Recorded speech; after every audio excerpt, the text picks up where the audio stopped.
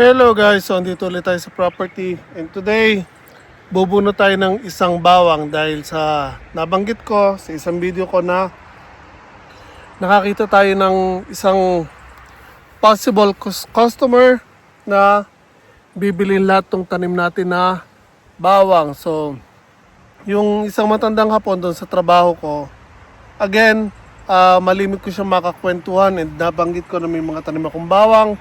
Then nabanggit niya rin na gumagawa siya ng kuro ninniko or black garlic. So dahil yung pananim niya kalahati halos namatay, ngayon nangangailangan siya ng mga bawang para gawing black garlic. So since na nabanggit ko na may mga tanim akong bawang, so kanina kinausap niya ako, tinanong ako kung meron na akong dadalahan ng mga bawang ko. Sabi ko wala pa naman. So, tinanong niya kung okay lang, siya na ang bibili, kukunin niya lahat. So, ang gusto niya lang, makita yung klase ng bawang ko. So, kukuha ko ng isa, bubunot ako, dadalhin ko, ipapakita ko sa kanya bukas. Then, pag nagustuhan niya, doon kami mag-finalize ng usapan kung paano ang presyo and kung paano ang gagawin namin bayaran. So, again, bunot tayo ng isa, pakita natin sa kanya. So, again, yung bawang.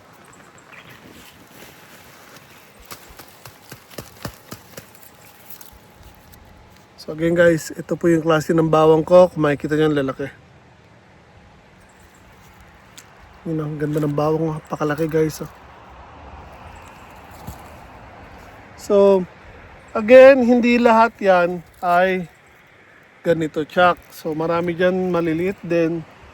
Pero, halos nasa kalahati, if not, ay mga ganitong kalalaki ang ilalaman ng bawang natin. So again, guys, ayan po yung bawang natin.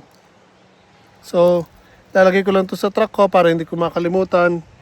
And bukas, iabot ko sa kanya para makita niya. Then, doon siya magde-decide kung magkano ang babayaran niya per piece ba or paano. Hindi ko pa alam kung paano ang magiging usapan. So, meron siyang expect na at least mga 7 bulbs paikot ang expected niya na gusto niya makita sa isang bawang. So, bilangin lang natin. So, umpisa natin dito. 1, 2, 3, 4, 5, 6, 7, 8. So, hindi po to 7 guys. May 8 bulbs na paikot po ito. So, sumobra pa ng isang bulb sa ine-expect niya o inaasahan niyang bawang. Kung makita niyo guys, ang lalaki ng butil. So, again, tabi ko lang ito sa kruma. Then bukas, bibigyan natin ito sa hapon.